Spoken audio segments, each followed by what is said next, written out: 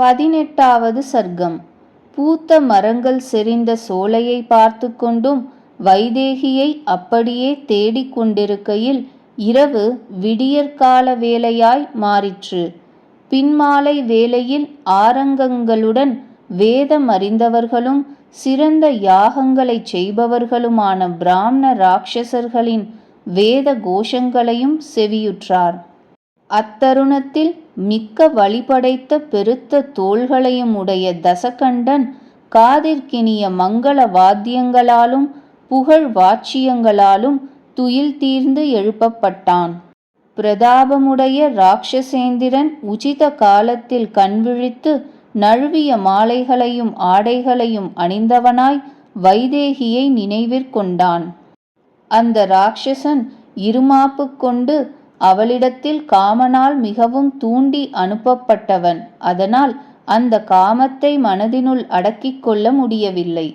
தண்ணீர் சிறந்தது வேறொன்றுமில்லாத அந்த மேன்மையை வகிக்கும் அவன் சர்வாபரணங்களாலும் அலங்கரிக்கப்பட்டவனாய் மணிகள் இழைத்த தங்கத் தோரணங்கள் நாட்டிய வீதிகளையும் பார்த்து கொண்டே எல்லா பூக்களாலும் பழங்களாலும் நிறைந்த பற்பல மரங்களால் நிறைந்ததும் எப்பொழுதும் கொழுத்த அத்யத்புதங்களான பறவைகளாலும் பொற்றாமரை ஓடைகளாலும் அடர்ந்ததும் பற்பல பூக்களால் விளக்கமுற்றதும் விசித்திரமானதும் பலவித மான் கூட்டங்கள் நிறைந்ததும் தானாய் உதிர்ந்த பழங்களோடு கூடியதும் மரங்கள் நெருங்கியதும் கண்ணுக்கும் மனதுக்கும் ஆனந்தம் கொடுக்கக்கூடிய பலவிதங்களான சித்திர மான் பதுமைகளால் விளங்குவதுமான அசோக வனத்தினுள் புகுந்தான்.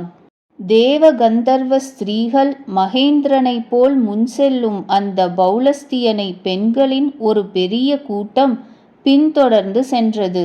அங்கு சில ஸ்திரீகள் வெண்சாமரைகளை கையில் உடையவர்கள், வேறு சிலர் பொன்னார் செய்த தீபிகைகளையும் பனை விசிறிகளையும் கையில் ஏந்திச் சென்றார்கள். சிலர் பொன்மயமான கிண்டிகளோடு ஜலத்தை முன்னால் எடுத்துக்கொண்டு சென்றார்கள். அதுவுமன்றி பின்வளைந்த பட்டாக்கதிகளையும் கோலப்படம் என்ற விரிப்பு கம்பிளிகளையும் எடுத்துக்கொண்டு பின்னாலேயும் சென்றார்கள். அப்பொழுது ஒரு நல்ல பெண்மணி இரத்தினமயமான நிறைந்த தீர்த்த பாத்திரத்தை வலது கையினாலேயே ஏந்திச் சென்றாள். மற்றொருவள் தங்க பிடி போட்ட அரச வண்ணம் போல் வெண்ணிறமும் முழுமதி போல் ஒளியும் உடைய குடையை பின்னாலிருந்து பிடித்து கொண்டு சென்றாள். நித்திரையினாலும் கல்லுண்டதினாலும் கலங்கிய கண்களை உடையவர்களான இராவணனுடைய சிறந்த பத்தினிகள் மின்னல் கொடிகள் மேகத்தை போல் வீரனான பர்த்தாவை பின்தொடர்ந்து சென்றார்கள். மாற்றியணிந்த மாலைகளும் தோல் வளைகளும் உடையவர்களும் பூச்சழிந்தவர்களும் கூந்தல் நுனிகள் அவிழ்ந்தவர்களும் அப்படியே முகத்தில் வேர்வை அரும்பினவர்களும் வேர்வையினால் கசங்கின புஷ்பம் உள்ளவர்களும் அழகான புஷ்பங்கள் கலைந்த கூந்தலுடையவர்களும் மதசேஷத்தாலும் தூக்கத்தாலும் தள்ளாடுபவர்களும் அழகான முகம் உள்ளவர்களும் பிரமிக்கச் செய்யும் பார்வையுள்ள கண்களை உடையவர்களும் உத்தமிகளுமான அன்புடைய பத்தினிகள் முன் செல்கின்ற ராட்சச ராஜனான அவனை பகுமானத்தாலும் காமத்தாலும் பின்தொடர்ந்து சென்றார்கள். அந்த ஸ்திரீகளின் பர்த்தாவான மகா வலியுள்ள அவன் காமத்தினால் தன்வயமிழந்தவனாய் துர்மார்கனாய் அதனால் சீதையினிடத்தில் பதிந்த மனமுடையவனாய் அகந்தையால் ஒய்யார நடை உடையவனாகி விளங்கினான். வாயு குமாரரான அந்த வானரர் அங்கு உத்தம ஸ்திரீகளின் காஞ்சி மணியின் ஓசையையும் சிலம்புகளின் அரவத்தையும் செவியுற்றார்.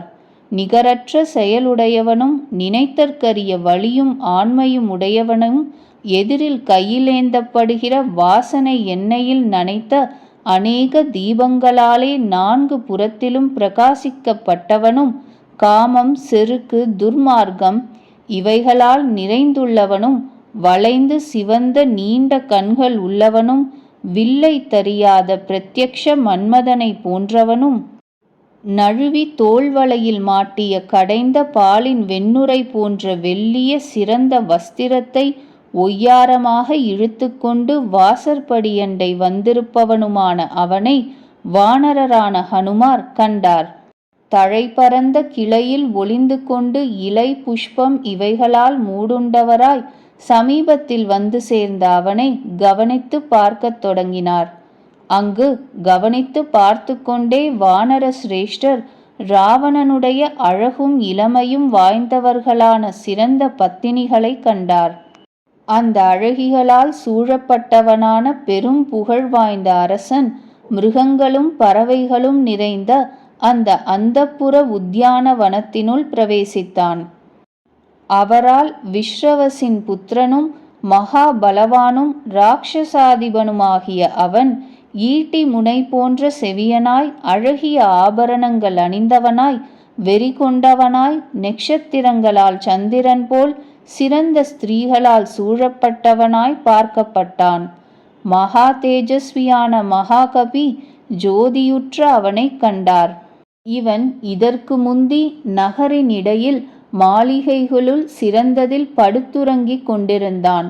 மிக தேஜசுடையவரும் வாயு புத்திரரும் வானரருமான ஹனுமார் அந்த மகாபாகுவான இவனே ராவணன் என்று சந்தேகமறத் தெரிந்து கொண்டு துள்ளினார். அந்த ஹனுமார் உக்ர தேஜசுடையவர். அப்படியிருந்த போதிலும் அவனுடைய தேஜஸினால் இலை செருவுக்குள் அடங்கி மறைந்து கொண்டு இருந்தார். அந்த ராவணன் கருங்குழல் உள்ளவளும் கருங்கண்ணுள்ளவளும் அழகிய நிதம்பங்கள் உள்ளவளும் நெருங்கிய ஸ்தனங்கள் உடையவளுமான அவளை காணக் கருதி கிட்டினான். 18வது சர்க்கம் முற்றிற்று.